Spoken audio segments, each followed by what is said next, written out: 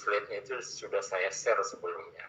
Maksudnya apa? Biar kalian baca, nanti kuliahnya itu hanya dalam waktu singkat, nah kemudian lanjutkan dengan diskusi gitu aja. Ya, jadi kalian baca slide-nya itu ya. Oke ya, jadi kita mulai, nanti saya share slide-nya ya. Bu Linda.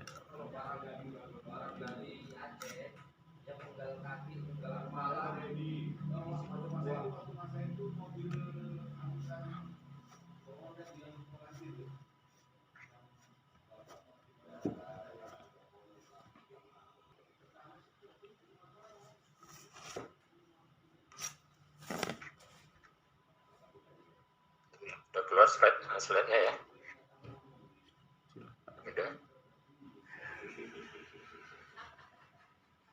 Sudah nampak slide-nya? Sudah Pak. Iya. Nah, jadi untuk materi berikutnya adalah zat cair. Ya, kalau bicara dengan zat cair, ya hampir 70% dari tubuh kita itu adalah isinya air itu, zat cair ya. Itu sangat besar, ya hampir 70% ya tubuh manusia itu adalah zat cair. Ya, mulai dari darah, mulai dari keringat, mulai dalam sistem pencernaan, itu adalah zat cair. Bahkan semua reaksi di dalam tubuh itu berlangsung dengan dalam media cair semua reaksi dalam tubuh itu ya. Jadi metabolisme ya, ada katabolisme, nah itu semuanya adalah berlangsung dalam media zat cair. Nah, kalau bicara zat cair, maka orang identik dengan menyebutnya sebagai air. Padahal air itu merupakan salah satu zat cair. Nah, kenapa orang sering menyebutnya sebagai air? Karena itulah yang paling banyak terdapat di permukaan bumi ini, air. Ya, itu pertama. Kemudian yang kedua apa? Karena air ini bisa digunakan untuk hampir semua melarutkan zat-zat yang ada. Air. Ya. Jadi kalau kita melarutkan bahan kimia, maka itu kita gunakan air. Nah, kalau tidak ada air, maka urutan berikutnya dalam pelarutan itu adalah kita gunakan alkohol. Dalam hal ini adalah etanol. Makanya air itu disebut sebagai pelarut universal. Nah, kemudian di bawahnya apa? Ada alkohol. Ya, alkohol. Nah, kemudian selanjutnya barulah pelarut lemak. Apa itu? Eter, aseton, kloroform. Nah, itulah bentuk-bentuk zat cair yang ada di permukaan bumi ini. Ya, itu zat cair. Nah, sekarang kita lihat sifat dari zat cair kalau dibandingkan dengan dua bentuk zat lainnya. Ya, itu padat, ya, kemudian gas. Ya. Jadi padat dan gas. Ini kalau ilustrasi demikian. Jika zat tadi dilempatkan dalam satu wadah atau dalam satu ruangan, nah maka kita lihat ya, untuk zat padat ya, maka dia akan menempati dengan volume yang tetap, zat padat. Volumenya tetap dan tidak mengikuti dari bentuk wadah. Tidak diikutinya bentuk wadah. Volume tetap, tapi tidak mengikuti bentuk wadah. Kalau dia cair, kalau dimasukkan dalam suatu wadah, maka dia volumenya ini tetap. Ya, masukkan dalam gelas, masukkan dalam mangkok, dia tetap sama dengan zat padat. Tapi bentuknya ini tergantung kepada wadah. Kalau wadahnya persegi, maka dia mengikuti bentuk persegi. Kalau wadahnya bulat, maka dia mengikuti wadah yang bulat tadi. Jadi itu ya, padat dan zat cair, ya, volume yang tetap. Bedanya padat dia tidak mengikuti wadah tetap. Nah, kemudian zat cair mengikuti wadah. Nah, bagaimana dengan gas? Gas ini, ya, volumenya tidak tetap. Ya, jadi kalau wadahnya besar, volume dia mengikuti volume dari wadah. Ya, volume wadah ya. Nah, kalau wadahnya kecil, maka dia mengikuti volume dari wadah tadi. Ya, jadi dia volumenya tidak tetap. Kemudian bentuknya gimana? Bentuknya juga tidak tetap mengikuti bentuk dari wadah. Ya, kalau dalam balon dia bentuknya bulat, ya, kemudian dalam bentuk yang lain, dalam kasur misalnya, kasur Masuk gas maka bentuknya menjadi persegi, tergantung kepada bentuk wadah. Nah, jadi kalau kita kaitkan dengan zat cair tadi, intinya bahwasanya zat cair itu volumenya tetap, zat padat juga tetap, tapi gas dia volumenya mengikuti volume dari wadah. Kemudian bentuk, tadi sudah jelaskan, ya, ini padat, zat padat ini bentuknya ini tetap, tidak mengikuti bentuk dari wadah. Nah, sekarang sifat zat cair bentuknya tidak tetap, tergantung pada wadah, sama dengan gas, ya, sama dengan gas, ya. Tapi bedanya mana? Kalau gas volumenya tergantung pada volume wadah, zat cair volumenya tetap, ya. Nah, kemudian kerapatan. Nah, kalau kita bandingkan tadi, kalau kita lihat ini adalah molekul-molekul dari zat padat. Nah, ini molekul-molekul dari zat cair, ini molekul-molekul dari gas. Maka jelas nampak maksudnya kerapatan itu yang paling tinggi ada pada zat padat, kerapatan molekulnya. Kemudian diikuti oleh zat cair, dan gas lah yang mempunyai kerapatan yang paling rendah, gas ini. Jadi jarak antar molekulnya sangat jauh ini untuk gas tadi, ya, kerapatan tadi. Jadi kaitkan dengan zat cair itu kerapatannya tinggi, tapi lebih rendah dari zat padat, ya, lebih rendah dari zat padat, ya, yang punya kerapatan paling besar adalah zat padat. Kemudian pemanfaatan, dimanfaatkan dia, jadi diperkecil dia, ya, volumenya, ya, dengan misalnya dengan menggunakan tekanan, Kalau zat padat ini tidak bisa, ya, tidak bisa diperkecil volumenya, ya. Kalau diperkecil ini bisa pecah, ya, zat padat itu namanya hancur, ya, zat padat tadi. Nah, kalau zat cair, karena ada jarak antar molekulnya, masih ada jaraknya, maka dia bisa dimanfaatkan, bisa diperkecil dia volumenya. Nah, jadi pemanfaatannya kecil, nah, tapi kalau dibandingkan dengan zat padat dia masih lebih besar. Nah, kecilnya kalau dibandingkan dengan gas, ya. Nah, kemudian fluiditas, sifat kemengalirannya, ya. Kalau zat padat tidak mengalir, ya. Nah, kalau zat cair dia mengalir, kalau gas juga mengalir, ya, mengalir gas, ya. Nah, kemudian gerakan partikel, kalau tadi sudah tidak mengalir, maka zat padat tidak bergerak, ya. Nah, kalau zat cair ini istimewanya, dia mengalir dan partikelnya dapat meluncur di atas lainnya. Maka itu nanti ada aliran air itu yang bergelombang, ya, yang itu menunjukkan maksudnya air tadi bisa meluncur di atas lainnya, ya.